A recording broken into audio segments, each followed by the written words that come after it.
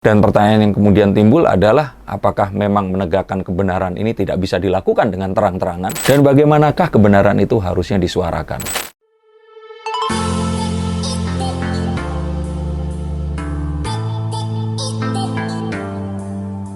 Halo Sensikers, kembali berjumpa bersama saya Denny Darko. Tidak ada yang namanya misteri, yang ada adalah tanda-tanda yang kita semua coba untuk mengerti.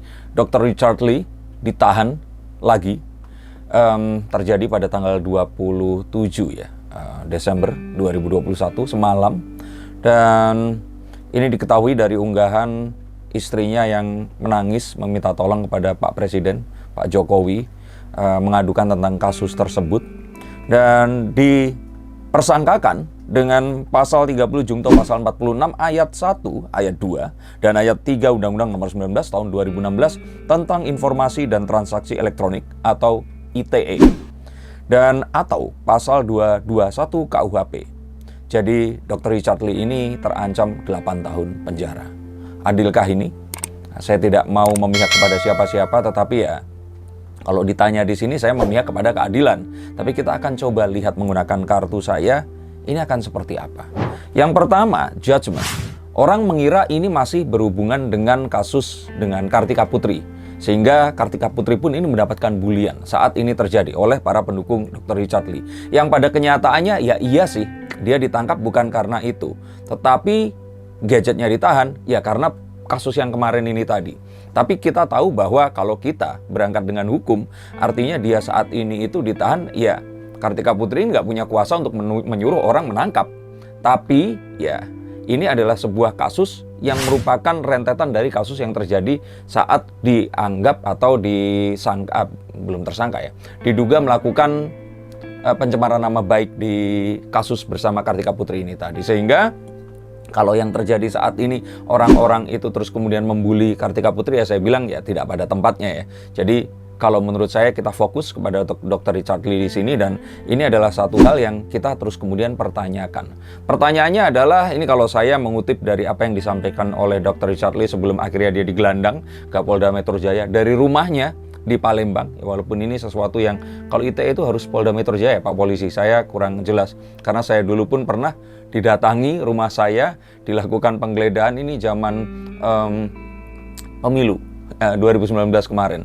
Karena saya ini diduga melakukan sebuah unggahan yang memancing keributan, tapi ternyata terbukti tidak. Itu sempat satu tim datang dari Polda Metro ini tadi dan melakukan yaitu tadi pemeriksaan dan digeledah semuanya. Tapi ya memang karena nggak melakukan, ya terus kemudian malah kami berteman di sini untuk diberikan edukasi tentang hal seperti ini. Saya pun belum mengontak teman saya itu tadi untuk menanyakan tentang ini. Tapi yang jelas ini bukan kasus yang kemarin, tapi kasus yang terjadi, tapi ya direntet dari kasus yang kemarin itu terjadi. Cuman pertanyaannya di sini adalah, perlukah dilakukan penahanan? Kalau ternyata memang ini digunakan untuk menginterogasi, ya mungkin ini satu hal yang kita tidak tahu ya. Tapi penahanan di sini kan biasanya dilakukan karena ada ketakutan menghilangkan barang bukti, melarikan diri, atau melakukan satu tindak kejahatan yang lainnya. Nah, dan seperti tadi mengutip apa yang disampaikan oleh Dr. Richard Lee sebelum digelandang, loh apa kabar dengan orang-orang yang kemarin itu melanggar karantina, yang akhirnya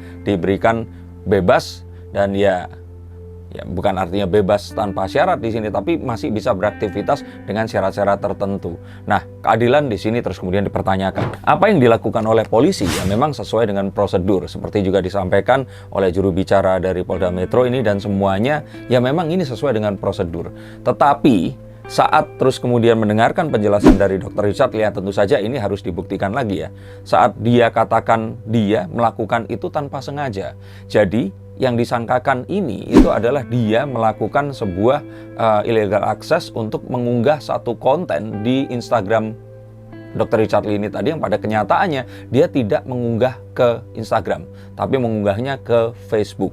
Dan terus kemudian melink ke Instagram dan terunggah secara otomatis atau secara otomatis. Nah, pertanyaannya adalah Facebook ini tadi termasuk yang disita atau tidak? Dan jika iya, kenapa nggak disita juga saat itu? Ini adalah pertanyaan yang terus kemudian semoga saat ini akan terjawab saat penahanan dilakukan dan ada proses interogasi yang dilakukan oleh penyidik di sini. Tapi di luar itu, marilah kita percaya kepada Kepolisian Indonesia, biarkan mereka melakukan apa yang memang harus dilakukan. Toh juga di saat seperti ini semuanya bisa kita awasi sebagai warga masyarakat. Tapi kita harus tahu bahwa Dr. Richard Lee ini memang mendapatkan popularitas dengan konten-konten yang menarik dan membongkar skincare yang diduga menggunakan zat-zat berbahaya yang akan memiliki potensi membahayakan orang-orang yang menggunakannya. Dan kalau konten ini memang tidak benar atau salah, nggak mungkin dia akan diikuti oleh sedemikian banyak orang.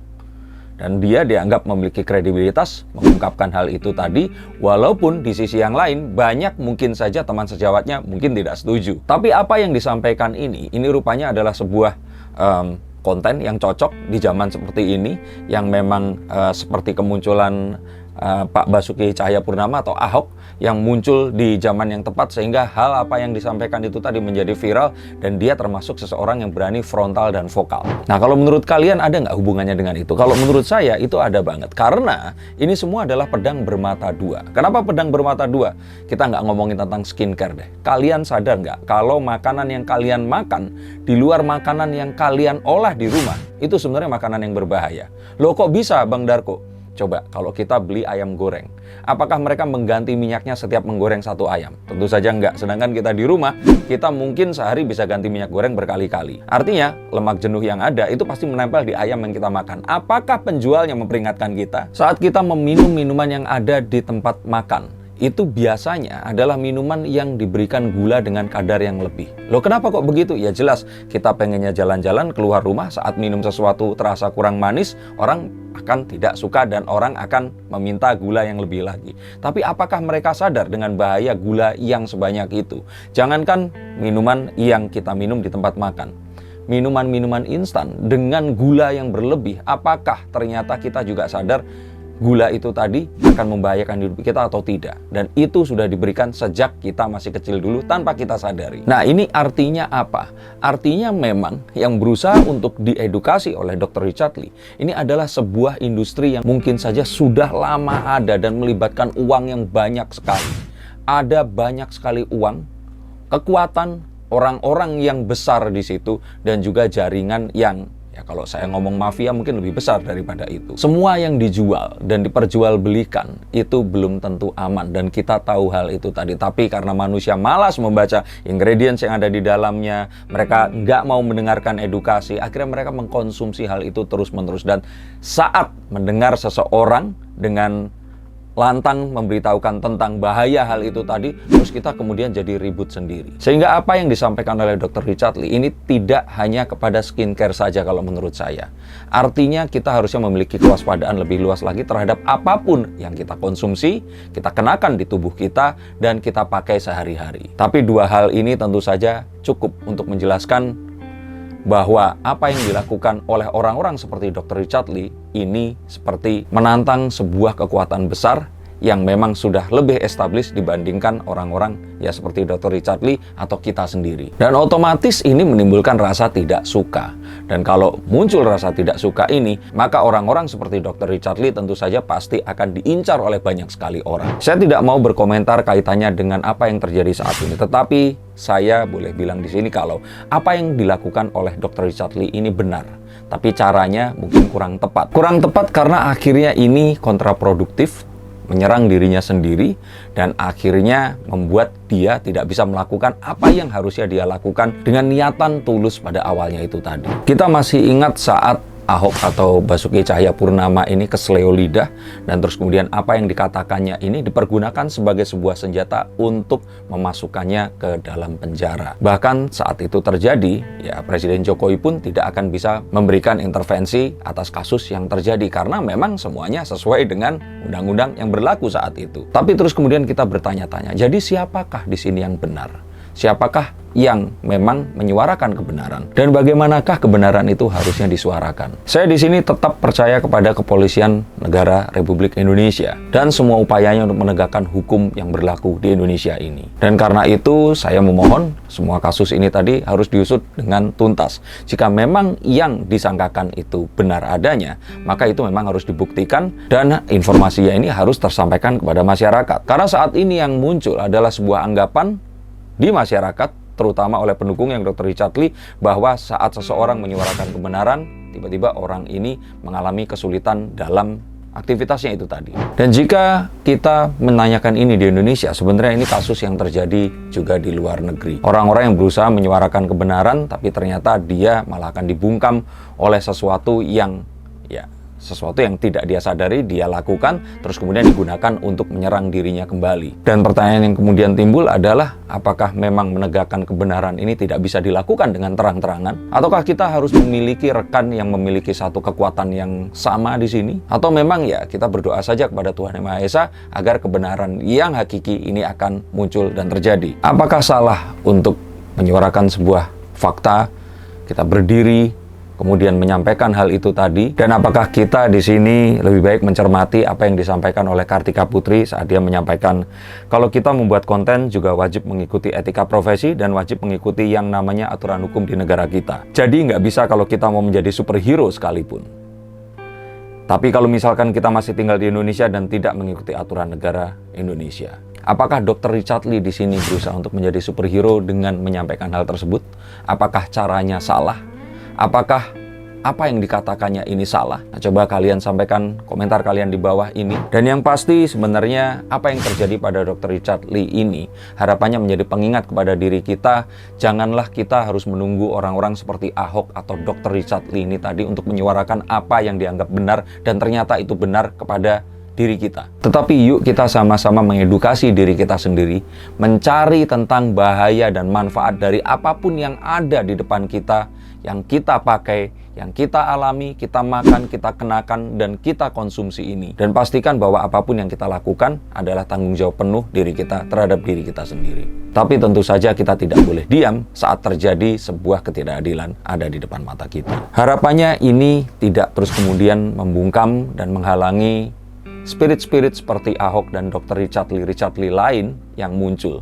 Tetapi mungkin saran dari saya adalah cobalah untuk lebih berstrategi.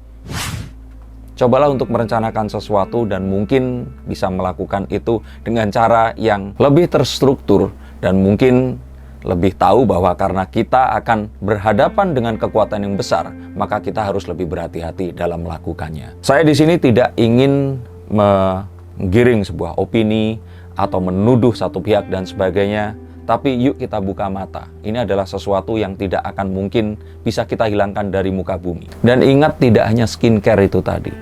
Makanan yang kita konsumsi pun itu banyak sekali yang tidak sehat. Banyak sekali yang membahayakan kesehatan kita dan membuat kita sakit keras di usia tua nanti. Dan apakah ini harus menunggu orang seperti Dr. Richard Lee untuk mengingatkan kita?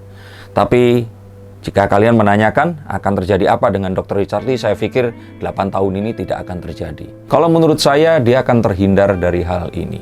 Dan saya pikir mungkin saja ini adalah sebuah hal yang harapannya akan membuat dia jera. Tapi apakah betul nanti Dr. Richard Lee akan menyesal memberikan edukasi lagi setelah hal seperti ini? Silahkan berikan komentar kalian, tetapi jangan berasumsi, jangan menggiring opini dan juga membuli pihak manapun di sini. Mari kita berdiskusi, harus seperti apa kita semua ini dalam zaman yang sudah semakin edan ini. Terima kasih sudah mengikuti konten ini, dan semoga Dr. Richard Lee segera diberikan keadilan yang seadil-adilnya. Jika memang dia bersalah, ya dia harus diproses. Jika tidak, maka seharusnya dia dibebaskan dari tuduhan apapun yang diberikan atau dituduhkan kepadanya. Kembali di sini saya tidak mengenal Dr. Richard Lee, baik secara pribadi ataupun memiliki hubungan bisnis. Tapi rasanya seperti tadi saya bilang, jika ada potensi ketidakadilan terjadi di depan mata kita, akankah kita diam saja?